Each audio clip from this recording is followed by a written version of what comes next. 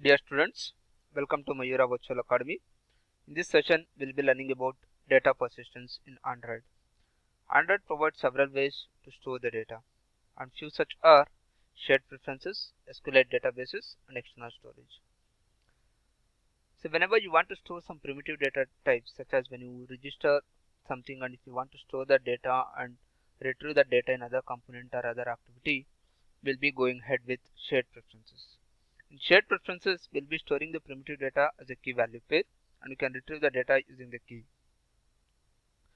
And if you want to store the data, some organized and structured data such as contacts and emails, and in the organized way, we'll be using SQLite databases. It is similar to the SQLite. And other scenario is if you want to store the data into the phone storage or internal or external storage, we'll be going ahead with external storage.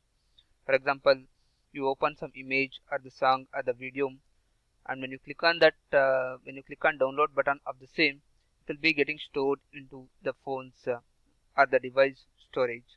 In such scenarios, we'll be using external storage. So here is a simple example on how we store the data into the shared preferences.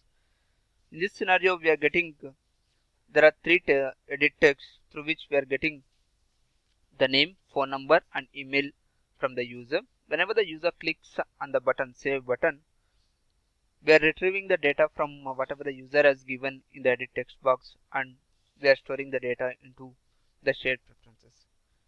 So we'll be getting the instance of the shared preferences using get shared preferences. To that, either you can give the name of your preferences or you can use get default shared preferences. And we can control whether the shared preferences can be accessed only by your application or entire public using the mode, either mode as private or public. Once we have the instance of shared preferences, we need to enter into the editor mode so that we can insert the data whatever the user has given into the shared preferences. Here, using the instance of that shared preferences, we are entering into the editor mode of shared preferences using shared preferences.edit.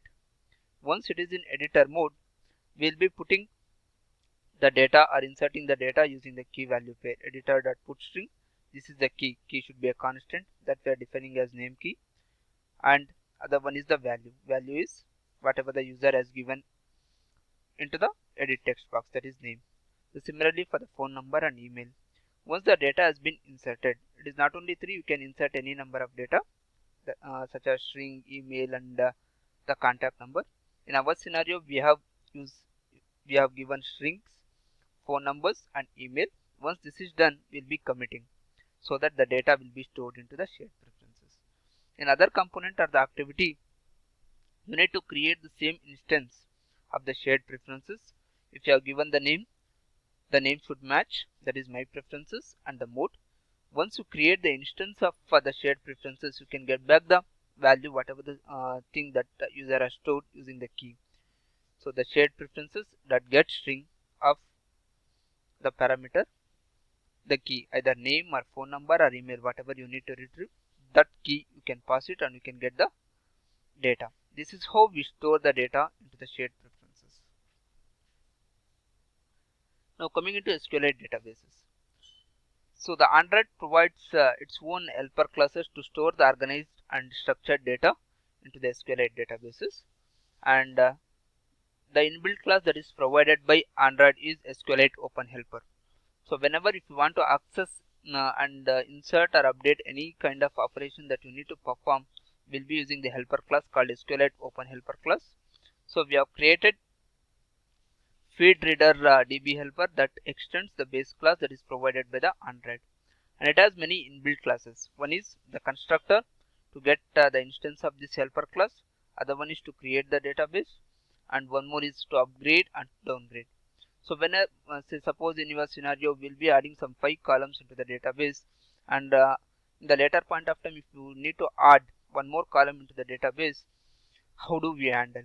So in that scenario we need to either increase the database version. Whenever there is a change in the database the version, it will be calling an upgrade method and downgrade method. Downgrade method in turn will be calling an update. Here you can check whether if the older version is lesser than the newer version. If it is true, then it will be creating, once again it will be creating the new database with whatever the entries that we have given. So how do we perform the operation? So one thing is we need to have a helper classes to access SQLite database provided by the Android. Once the helper class is created, we need to go into the writable mode. So once using this writable class, writable database, so we create the instance of database helper. So we can create an object and we can read through this constructor. Once the object is created, we can take the helper class into the writable mode, and whatever the values that we need to put, we can add using the content values as a key value pair. The key is here we have mentioned the column name title and name subtitle. This should be a constant, and the values, once this is done to the database, we can insert and perform the operations. This is the table name. This we can put as null, and what values need to be entered into the database. Similarly, we can perform upgrade operation, downgrade, this one delete option, insert option, and what are the things that is provided in the SQLite. The other thing is external storage. So whenever the scenario comes where you need to store the data into the device memory or the external memory, we'll be using external storage. So in this case, I need to store some file, and we are getting the file name and what data that we need to store into that file name from the user. Here is a simple example to show that. We create a new file, and the path of that file we are giving as SD card with the file name whatever the user has entered, and we create the new file. Whenever if there is no file, it will be creating the new file. If it is there, it will be using the same file. And now we'll be inserting the data whatever the user has given into the file.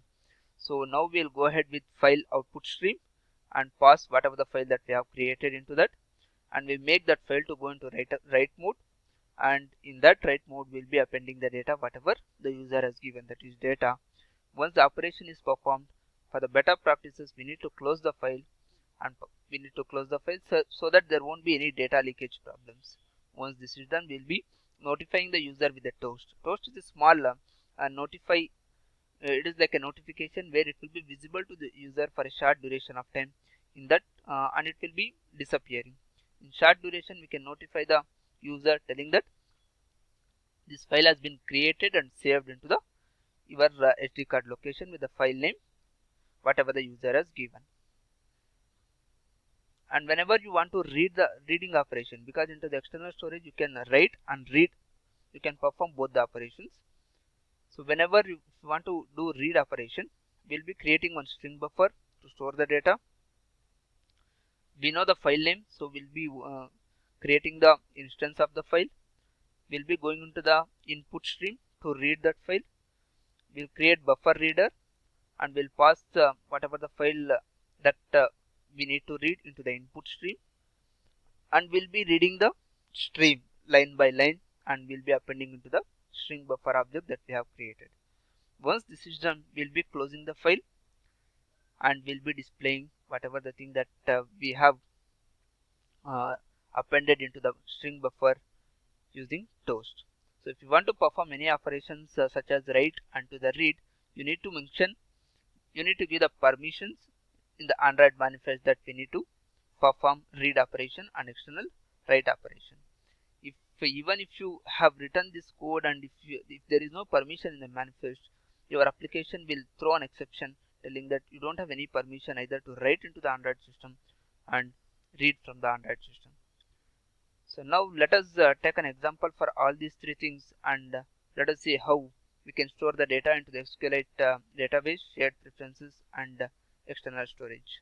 Thank you. Have a great day.